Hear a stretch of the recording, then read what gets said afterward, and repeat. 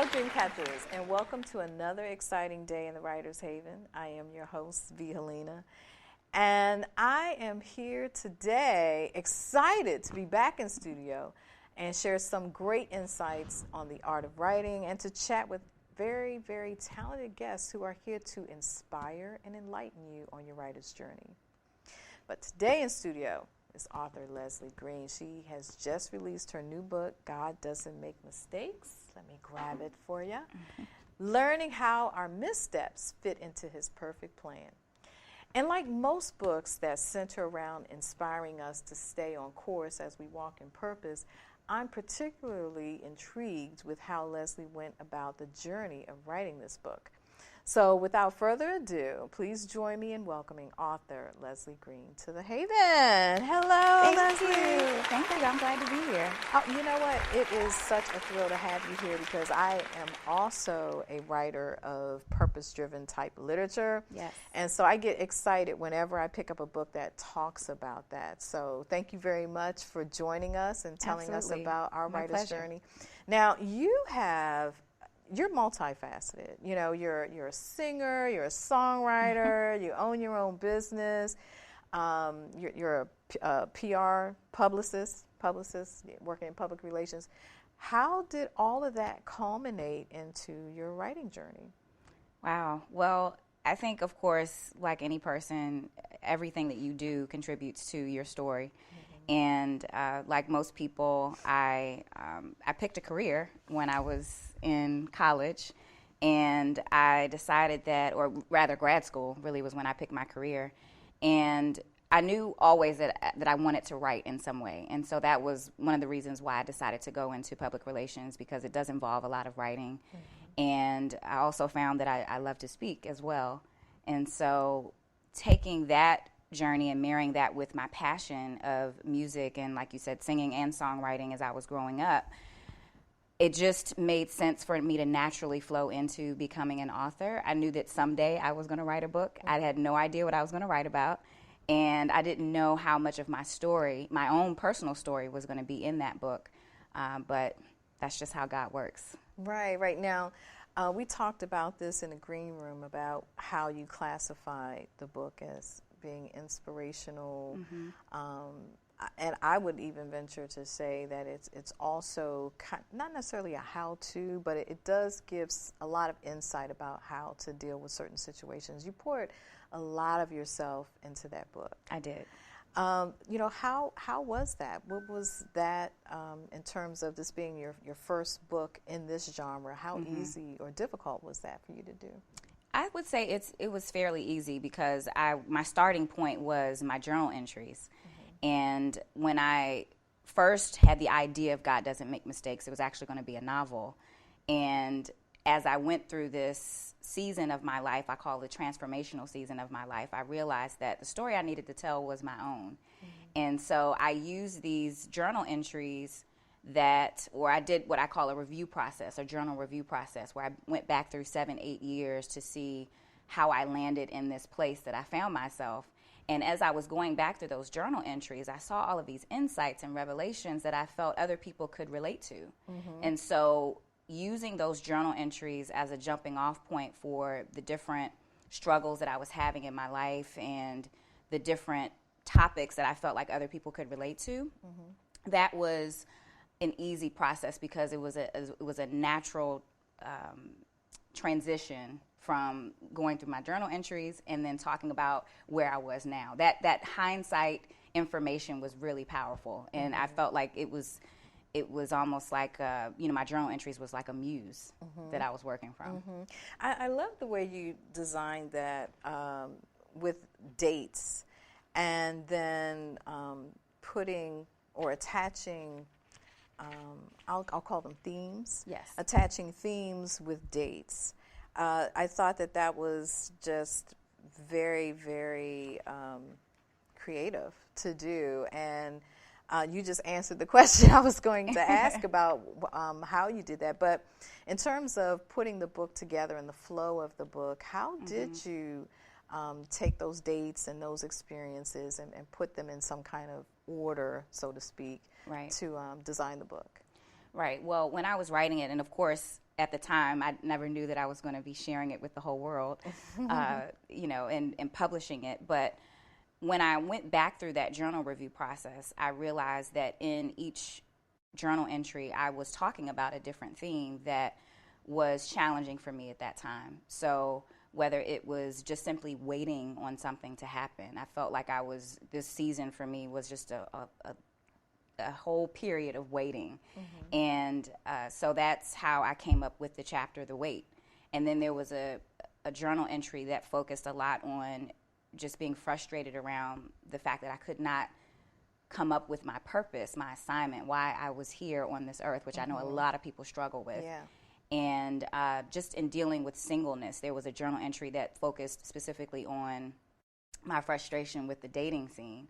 And so that's essentially how I framed each journal entry, and how I chose each journal entry was based upon what I felt was the most relatable thing that I could put inside of this book that somebody could get real transformation from. Yeah, yeah. I want to highlight actually a part of a journal entry. It's the December 3rd, 2015, Spiritual Warfare. Yes. I think all of them are relatable, but this one really touched me. It says, I believe I am in the midst of spiritual warfare. I find it hard to get up in the mornings. I literally have to fight discouragement with what sometimes feels like lying to myself. I'm starting to believe that every time it looks like I take 2 steps forward, I go 3 steps back, not just in one area, but in several areas of my life. I have thoughts that I shouldn't be having, like, am I really good enough to get the things I desire? These are not my thoughts, and they certainly aren't God's thoughts. So I've come to the conclusion that they belong to the enemy, and it's got to stop. That is something that I know would resonate with a lot of people, being in that place where you're discouraged and, just trying to figure that out. When you were writing this, did you have a target audience in mind? I did and I didn't. So I believe that this book, anybody can certainly relate to the different topics that I talk about in the book. But once I had a chance to look at it as a whole body of work, I realized that the people who really needed to hear this most were people who were in my same, I guess, phase of life, if you will, like that middle struggle season between 30 and 40, where you understand now what adulting is. Like, you really don't fully get the understanding of adulting, I think, until you get into your 30s and you've been there fully. And for some people it's different because they may have a family, and during this period of time I did not. But to a certain degree, I think that many of us who are in our 30s are really struggling with purpose, are struggling with, for many, particularly Black women, they're struggling with the fact that they may be at this age and they have not gotten the family yet. And, I talk to women about that pretty much every day. And I realized that that's essentially who I was targeting, people who were going through what I was going through when I was going through it. So now that I'm nearly 40, I look back on that scenario and I say to myself, well, I know I'm not the only person who was going through this. I know this is for somebody like me who's dealing with the same things. So that's essentially how I came up with that target audience. So how long did it take? Of course, the journal entries came first. Yes. But at what point did you decide, you know what, I'm going to take those experiences and I'm going to put them into a book? And how long did that process take? Well, it was interesting because when I originally had the idea for the book, like I said, it was a novel. And then I went through that season in 2015. And 2016, that's when I had the idea, okay, now that I've gone through these journal entries and I know now that God doesn't make mistakes, it's about those journal entries, I started furiously writing. And then it was also during the season where I was trying to establish myself as a businesswoman, as an entrepreneur. And I, just transparently, I was struggling in that space. And so I stopped that project and started working on my first book, which was Teach Me PR 101. That was the business book for entrepreneurs. And that period of time, it was like a year maybe in between actually making the decision and starting the writing from the journal entries, and then picking it back up again. But once I picked it back up again, I think I had written like maybe 3 chapters. It took me all of maybe 2 months to do the actual writing for the rest of the book. What were some of the challenges that you faced in writing and then also in publishing? Right. Well, one of the challenges, I kind of chuckle at that, was quite frankly what I was dealing with in the book. You know, spiritual warfare, you know, it came again during that writing season, and I believe it was a little bit of testing that I talk about in the book, and also a little bit of preparation as well for whatever's coming next. I realized that when you are an author, you have deadlines and you have these goals and you set an outline, and then life happens like it does with anything that you do.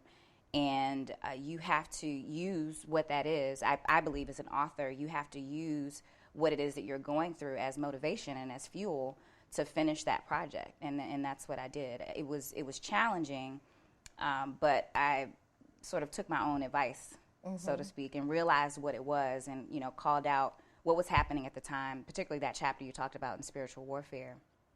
And I pushed through. I also had a huge accountability group of people. I didn't call them that at the time, but that's what they were, because they were encouraging me by asking me, okay, what's happening with the book? How many chapters have you written? When is it coming out?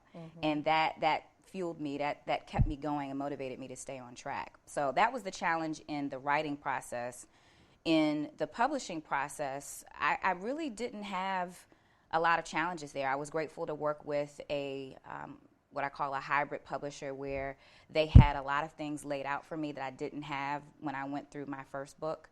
And there were certain things that they walked me through and they actually did for me, so I could focus on how I was going to present myself and present the book once it got published.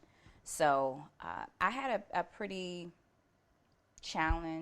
I can't say completely challenge-free, but it was a pretty smooth process for me as far as the publishing is concerned.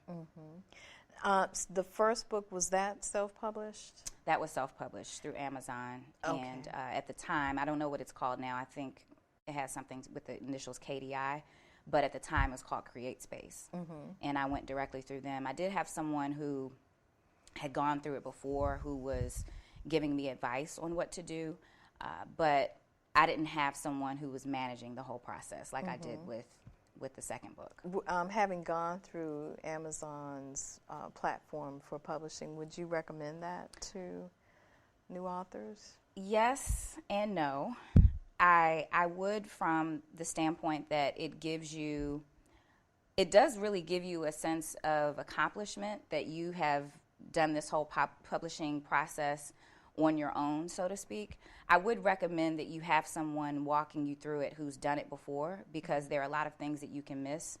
And the whole getting the ISBN number, I mean, something that seems so simple, that tripped me up a bit in that process. And I also felt like doing the book in that way, I wasn't necessarily earning as much money as I could have. Where now when I sell the book on my own, or, you know, when I'm in an environment at a trade show or, you know, at a certain event, that I've purchased these books from the printer directly, and now I can just sell it outright. So, you know, I think there are pros and cons to each side of the publishing process. I do believe that there are opportunities for people doing the publishing process that way. And, you know, like I said before, it gives you a sense of accomplishment. So, and that's what I got. Okay. So what do you hope the reader will get out of reading your book? What is the main message that you want them to hear and to get? So I want them to really understand, this was the whole reason for me naming the book God Doesn't Make Mistakes is that I want them to truly understand that God has already written this story out, and he already knows what's going to happen from beginning to end. And I think a lot of times as human beings who make mistakes, we believe that something that we've done in our past can somehow take us off track from what God has for us. Like it's a surprise to him when we make these mistakes. And it's really not. He's factored all of these mistakes, missteps, whatever you want to call them, into this plan already. He knows what you're going to say. He knows what you're going to do. And so it really should take some of the burden that we put on ourselves, take some of that off, and also encourage us to draw closer to God. That was what I believed was my purpose, and I wrote about this in the book, that my purpose in writing this book as well was drawing people closer to God so that they have an actual relationship with him. Many people say that they follow God and they believe the Bible, but they don't actually live out their lives in that way, and they don't actually believe that there is a relationship with God like a father-daughter, father-son relationship, which it is. And so I hope that the revelations and the ideas that I got in writing this book and sharing it with other people would help them in doing that. Would take that pressure off and also encourage them to actually really know God and know why he asks us to do the things that he asks us to do, and to be obedient to that. So, okay, so if my memory serves me, the chronology of the journal entries are it's in order. It is in order. It is in order. Yes. So when you were putting the book together, and you had your theme, so to speak, because you had your journal entry and you were writing to that. Talk to me about that process and how it just really blossomed into how you went about finishing the book. Did you write in order, in chronological order? Did you just kind of skip around different chapters once you established them? What came first? Just that whole process. I would say for the most part, I stayed in chronological order by the chapters. I think the only one that I may have written out of order, which wasn't even really a journal entry, based on a journal entry, was that bonus chapter, which was Sleeping Adam.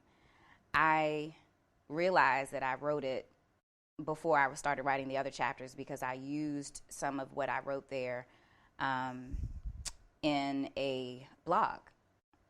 And so it was interesting that, as I said before, some of the things that I was going through or writing about in the book, I was going through at the same time. So that spiritual warfare chapter, I think I wrote that one out of order as well, because I had to go back to that when I realized that I was going through it again. And I said, okay, I realize it for what it is, and now I'm going to just do because for me, when I write, that's a bit of a stress reliever for me, and that's part of the reason why I journal. It's like therapy. It's like therapy, absolutely. So I was writing it out, and I said, okay, this needs to be a part of the book as well. So these new journal entries also became a way for me to fill in the gaps, so to speak, with the old journal entries. Once I gained insight and discernment and wisdom from what I'd gone through 3 years prior, it made sense. Yeah. One of the reasons why I really wanted to have you on the show is because I know for our dream catchers out there who are listening, who are writing nonfiction work, who are writing inspirational work, I want them to understand that there's not a right or wrong way to approach it. That there's no cookie cutter way of doing it. It's kind of a flow that you just allow to happen. Yes. And flow through you and flow out of you. And so the way that you're describing it is exactly what I want them to know and hear about the process. So yes. I thank you. I thank you for honoring your process and allowing it to just flow through you. Some people might get discouraged by it. You know, they might want to focus on this, but their heart and their life is telling them that they need to go over there. And just to be flexible in allowing that to happen. And even with fiction work, you know, it's the same thing. You know, I don't know a lot of people who write linearly when they're writing fiction work, but I know that there are people who do. Yes. And I'm not sure, you know, if that's a challenge for them, if they may not want to kill Mike today, but that's the next thing that's supposed to happen, and you got to struggle through and kill Mike, because that's the very next part of the story. So I thank you very much for that. And a common complaint that I hear from new authors especially is time. Finding the time to sit down and write. How much of a challenge, or was that a challenge for you? It was. It definitely was, especially when two things. One, you have so much going on in your life, as you know, like I said, adulting, that you have these periods, these little segments of time that you've designated to write, and you realize that you may be blocked at that time. And so now you're forcing yourself to write during this 1 hour time period, and nothing's coming out. And so that can be a very frustrating experience. And then on the flip side of that, when you don't have any time necessarily planned out, you can let your life kind of run over your writing and put you in a place where and you know how time goes by super fast, right? So you look and you're 6 months into this year and you realize you haven't written anything for your book. Not a word. Not a peep, right? And so it's like, okay, well, I do have to have some sort of structure. I do have to, you know, put a goal and a timeline in place, but how do you balance that against when you're actually inspired to write? Yeah. So I would say that can be one of the challenges to writing. But one of the ways that I kind of got past that point is when I was telling you about how I was inspired at this point about my purpose.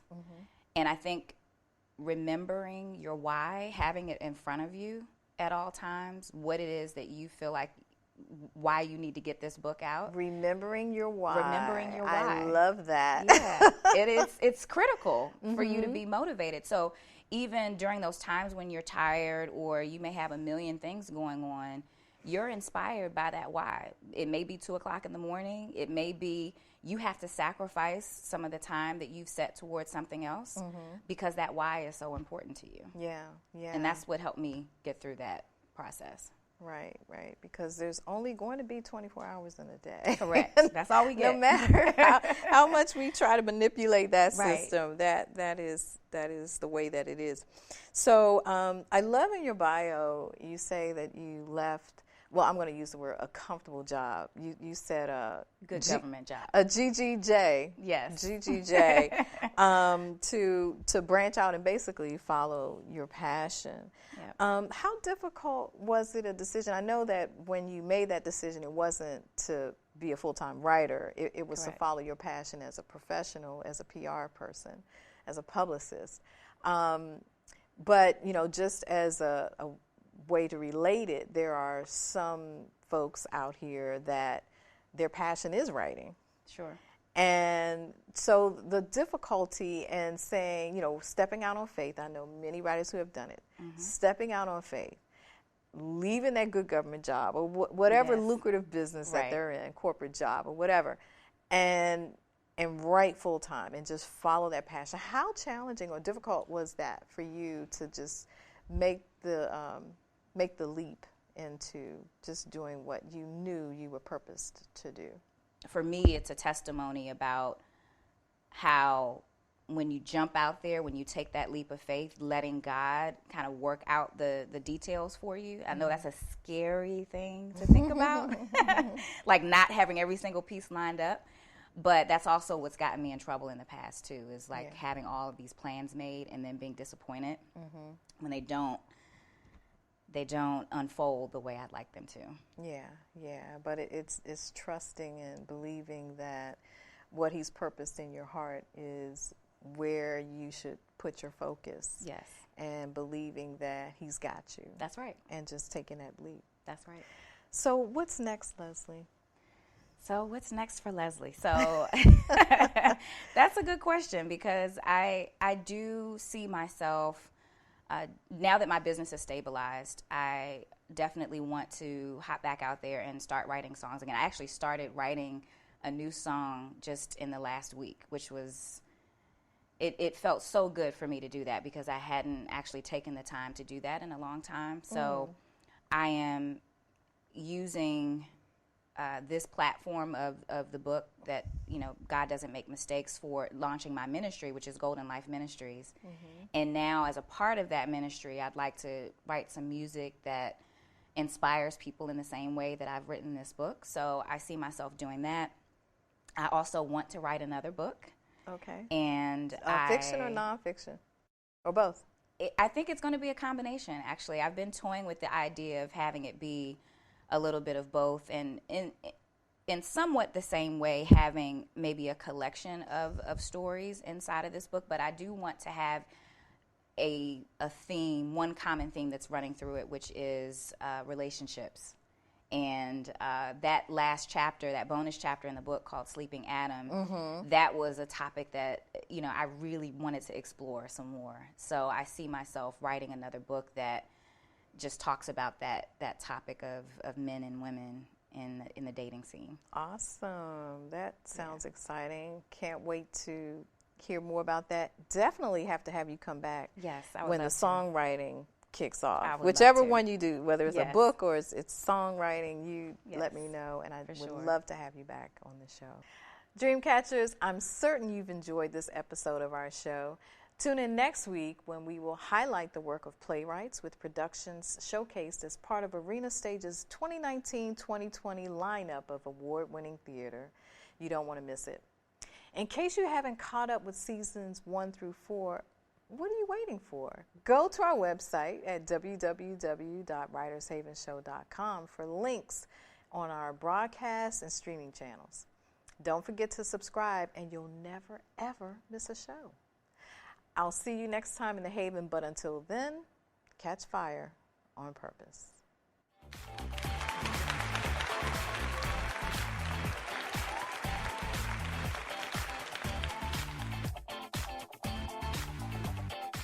Hello, dreamy people, and welcome to another exciting season of the Writers Haven Show. I'm Helena, your host and executive producer. Since 2017, we've invited you into the Haven, where we showcase the passion, process, and projects of writers of literature, television, film, and music. Over 2.5 million of you are tuning in to one of 23 channels or streaming us on iHeartRadio, Sonos, Spreaker, iTunes, SoundCloud, Spotify, Alexa, and YouTube. We appreciate the love and hope our programming inspires and motivates you. We drop new episodes every week, so subscribe and never miss a show. I want to stay connected to you, so hit me up socially on Facebook, Instagram, Twitter, and Tumblr at Author V. Helena at Writers Haven Show with V. Helena. I look forward to seeing you in the Haven, and until next time, catch fire on purpose.